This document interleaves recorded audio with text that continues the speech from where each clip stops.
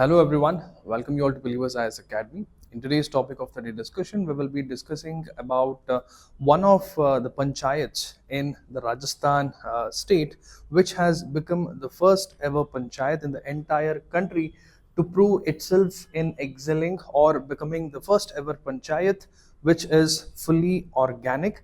And this particular video in today's topic of the day discussion is to understand the significance of this particular move or the feat which is achieved by one of the panchayats in the Rajasthan state. So let's understand what are the various significance of this particular move, and also in the video let's try and understand what was the need for this particular move, and that too a kind of a different approach, which is not usually the top down approach but the bottom up approach by the empowerment of the local panchayats. And that is what we will be discussing in this particular video, and in the end we will also try and solve one prelims question. So if we'll have to talk about the context, so it is basically the district or the panchayat, the Bamanwas Kankar Gram Panchayat in the Rajasthan state, which has become the India's first fully organic panchayat, which covers both crop cultivation and also animal husbandry. And this particular shift has involved the complete elimination of chemical fertilizers, including the pesticides, and even adopting ecological livestock practices to make sure that India also bagged, or let's say added another example after Sikkim, which became the first fully organic state in the entire country. So this is the first Gram Panchayat probably in Rajasthan which has become the fully organic panchayat. Right, so this particular video, as we discuss, is about discussing the significance. So very first important significance for the Indian agriculture and the sustainability in terms of seeing it from this angle, there are few important areas which we will have to understand, because there were few underlying problems. First being the soil degradation and also the problem pertaining to the groundwater depletion.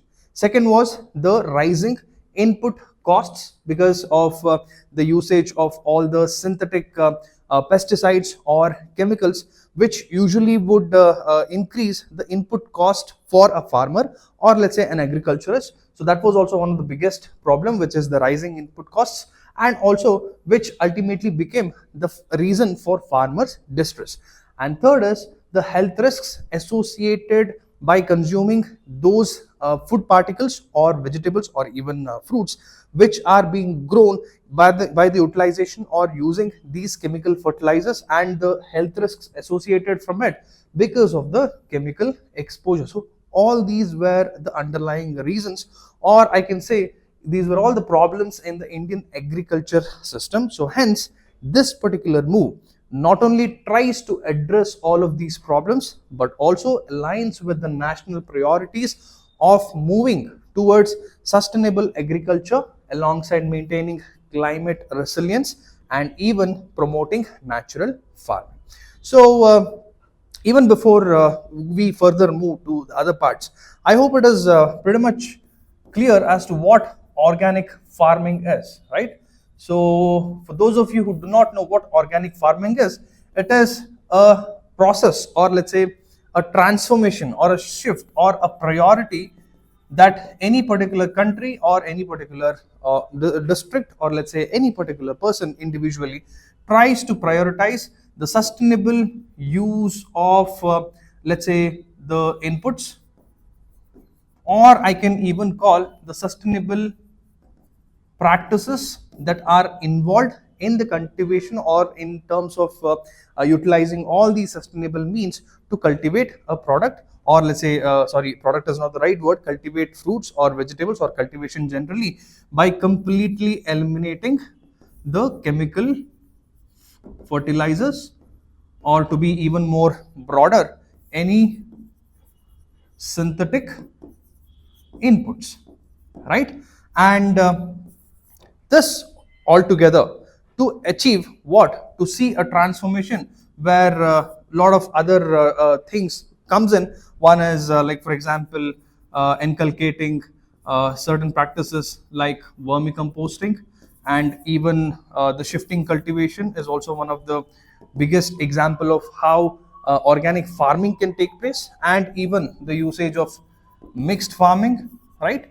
And also completely eliminating all the chemical fertilizers in general is what is your organic farming, right? So now moving back to the video, this significance, right, in terms of the Indian agricultural system we already discussed. Now in terms of the governance and community participation, there are few important things that is also very important to understand. First is the transformation was community driven. As we discussed in the very beginning of the video, this was not a top down approach. So it wasn't wherein the central government came up with a particular scheme and then it was delegated to the state then for the respective gram panchayats to be implemented. No, absolutely not. So this is what we call as the top down approach, which was absolutely not.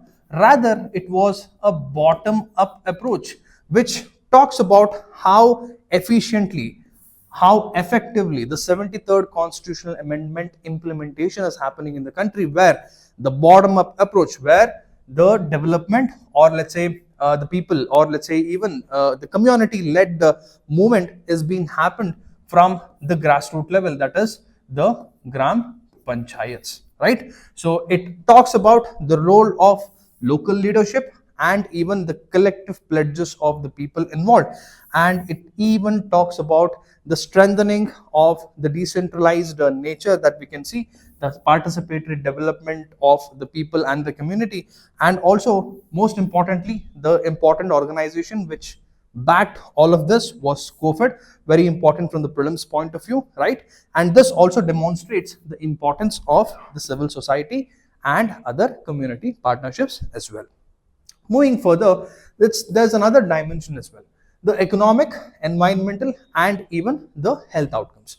So in general, we discussed about the health outcomes because of the usage of, or let's say consumption of those fruits and vegetables which are grown using the chemical fertilizers. We have generally discussed. Now talking about these three important areas, the economic, the environment, and even the health outcomes. The first is the environmental. It talks about the improved soil health, biodiversity revival, and even the reduced chemical runoff. And even in terms of the economic benefits, we can see by the inculcating, or by inculcating the practices of reducing the synthetic materials, it actually lowers the input costs to the farmers, and even it access to premium organic markets for the consumers.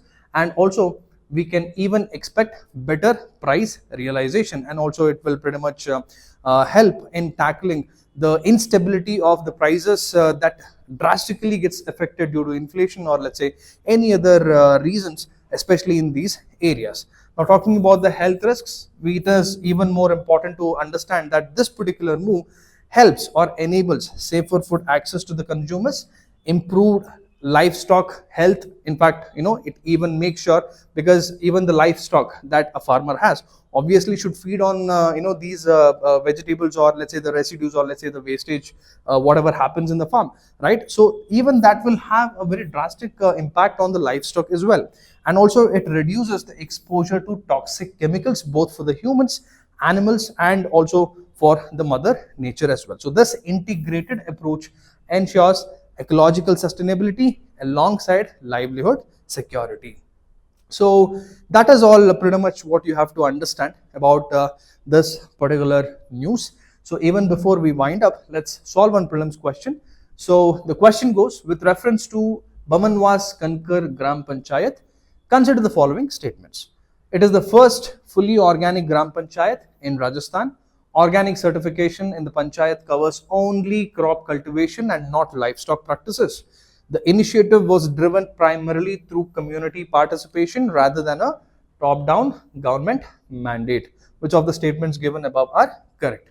So use the comment section, leave your answers below. Anyway, that's all for this particular video. Let's meet next time with another informative video. Until then, stay tuned. Signing off, this is Madan Gopal. Have a beautiful day.